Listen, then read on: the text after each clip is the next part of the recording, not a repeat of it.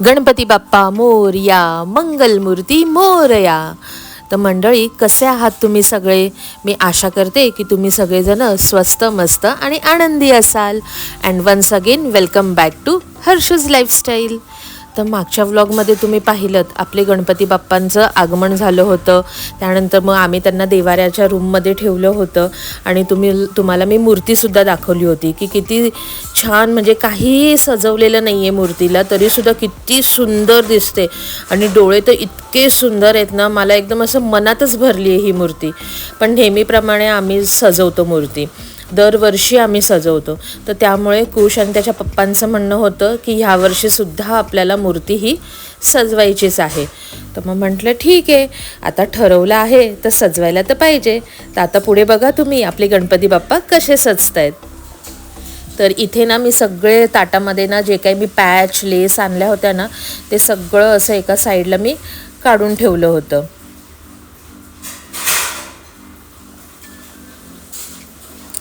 आणि मग काढून ठेवल्यानंतर मी आधी थोडंसं ना एका पेपरवर ते पॅच असे व्यवस्थित लावून ठेवते आणि मग बघते की कुठला पॅच कुठे छान दिसेल वगैरे असं. आणि मग तसं मग कामाला सुरुवात केली. तर काही आता मी झोपलेलो होतो, आता मी उठलो. तुम्ही बघू शकता किती वाजले, ऑलमोस्ट 1:15 झाला आहे. भूक खूप लागली मला, पण आता गणपती आले, मम्मी डेकोरेशन करते. मी तुम्हाला थोडंसं दाखवतो. हा लव आहे, लव मसाज करतोय, जी जरा नाही केली पाहिजे. आणि मम्मी आहे बाहेर.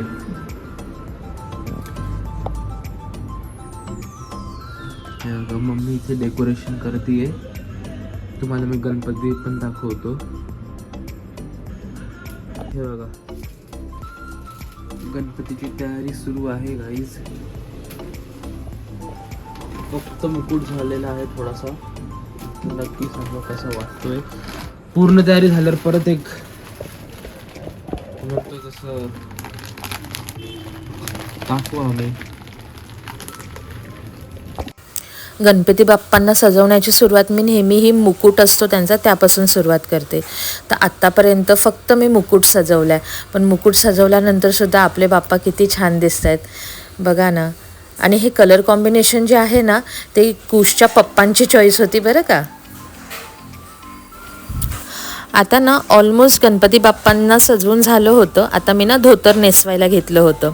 तर धोतर नेसवण्यासाठी ना मी काय केलं, म्हटलं ग्लूगनने कपडा चिटकतो की नाही, कारण की मागच्या वर्षी बराच त्रास झाला. त्याच्यामुळे हे जे लिक्विड आहे ना, वेट्रा काहीतरी नाव होतं त्याचं, तर मी ते यूज केलं. त्याच्याने ना लेस वगैरे पटकन चिटकत होती, म्हणून मग मी ते घेतलं आणि त्याच्याने धोतर चिटकवायला गेले. पण तो जो कपडा असतो तो आता थोडासा सिल्की कपडा होता आणि ते इतकं स्ट्रॉंग लिक्विड होतं की तो कपडा माझ्या असं बोटांना चिटकूनच बसला. आणि कुश रेकॉर्ड करत होता, तर तो इतका हसायला लागला. तो बोलतो, अगं मम्मी हे काय झालं? आणि मी काढते तर ते निघेना. मग पुढचे 10-15 मिनटं मी जवळपास आहे ना गरम पाण्यामध्ये हात घालून बसले, तेव्हा कुठे बोट नरम पडलं आणि तो कपडा निघाला. म्हणूनच माझी तुम्हा सर्वांना रिक्वेस्ट आहे की असं काम करत असताना लहान मुलांना शक्यतो जवळ घेऊन बसू नका आणि स्वतःची सुद्धा काळजी घ्या. ऑलमोस्ट आता 5:30 वाजले. मी 1-1:30 वाजता बसले होते हे करायला, गणपती सजवायला. आता झालाय बऱ्यापैकी सजवून, पण आता फक्त डोळ्यांचा मेकअप बाकी आहे, तर तो मी करते, तुम्हाला दाखवते. असा गणपती आपला सजवला आहे मी, पण आता डोळे सजवायचे. गणपती बाप्पांच्या सजावटीतलं सगळ्यात महत्त्वाचं आणि अवघड काम जे मला वाटतं ते म्हणजे त्यांचे डोळे सजवणे. कारण की डोळे सजवत असताना त्यांच्या आयब्रोला शेप देणं, आयलायनरने प्रॉपर ते आयलाईन करणं खूपच कठीण वाटतं. तर आता 6 वाजलेत आणि फायनली माझे गणपती बाप्पा तयार आहे.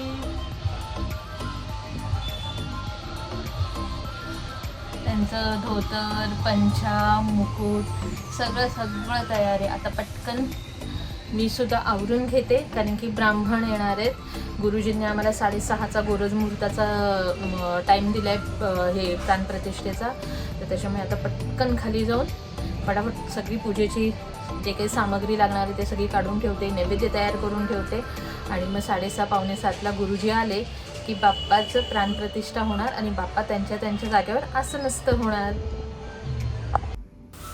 तर आता मी तुम्हाला आपल्या गणपती बाप्पांचं संपूर्ण लूक दाखवते. तर तुम्ही पाहिलंच असेल की व्लॉगच्या स्टार्टिंगला आपल्या गणपती बाप्पांची मूर्ती किती साधी आणि सिंपल होती. त्याच्यानंतर मग मी त्यांचा मुकुट सजवला. मुकुट सजवल्यानंतर मी त्यांची चेहऱ्यावरचं जे आहे कान आणि सोंड सजवली. मग त्यांना धोतर नेसवलं, त्यांचा पंचा तयार केला आणि एकदम फायनल जे आपलं हे असतं काम असतं ते म्हणजे डोळे सजवणं. आणि मग मी त्यांचे डोळेसुद्धा सजवले. आणि ना हे महिन्याभरापूर्वीच हे जे कॉम्बिनेशन आहे ते कुशच्या पप्पांना खूप आवडलं होतं, ब्लू आणि ग्रीनचं कॉम्बिनेशन. त्याच्यामुळे ते जेव्हा मुंबईला गेले होते तर त्यांनी मुंबईहूनच हे सगळं पॅच, लेस वगैरे हे सगळं आणलं होतं. आणि त्यांनी सांगितलं होतं की काहीही झालं तरी ह्याच कॉम्बिनेशनमध्ये आपल्याला ह्यावर्षी गणपती बाप्पा सजवायचे आहेत. दरवेळेस मला आणि कुशला जावं लागतं सिटीमध्ये, पण ह्यावेळेस ऑलरेडी पॅच असल्यामुळे माझं ते एक काम तर वाचलं होतं. पण आधी मला इतकं काही कॉम्बिनेशन असं उठून दिसत नव्हतं.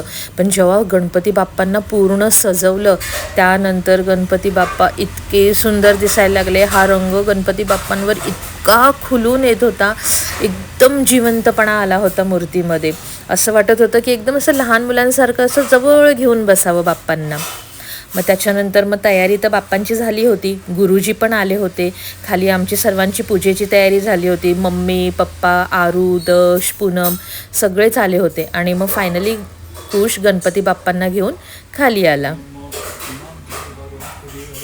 इथे गुरुजींनी स्थापनेची सुरुवात केली होती.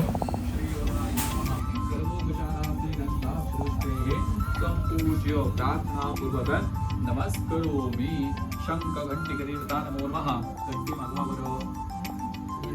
चला हे फुल घ्यायचं दादा. पहिल्या पानावरती व्हायचं. पान सुद्धा म्हणजे ना आपण ते व्हायचं. किती दोन अक्षर व्हायच्या. ओम पाणिन्या विद्महे भावानी वैष्णव शंकर प्रचोदयात्.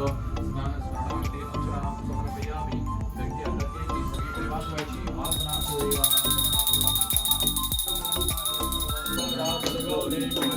चंदनाची ओटी कुंकुमेश्वरा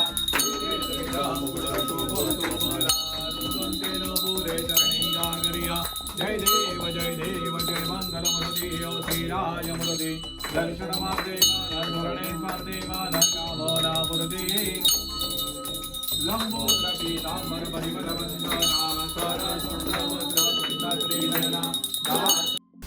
फायनली बाप्पांच्या मूर्तीची प्राणप्रतिष्ठा करून रीतसर बाप्पांना आम्ही त्यांच्या जागेवर बसवलं. आता पुढचे 10 दिवस रोज बाप्पा असे हॉलमध्ये बसलेले असणार. येता जाता म्हणजे काय म्हणतो ना आपण, लहान मुलं कसे काहीतरी दिसलं की बघत राहतात, तसं येता जाता आमची नजरसुद्धा बाप्पांकडे जात असते. आणि बाप्पा नजरेस पडले की 1 सेकंद थांबून असं बघतच राहावं असं वाटतं. तर तुम्हीसुद्धा सांगा, तुम्हाला पण बाप्पा आवडले की नाही? आवडले असतील आणि आजचा हा व्लॉग पण आवडला असेल तर आपल्या चॅनलला लाईक करा, कमेंट करा, शेअर करायला विसरू नका. आणि thanks for watching. Ganpati Bappa Morya.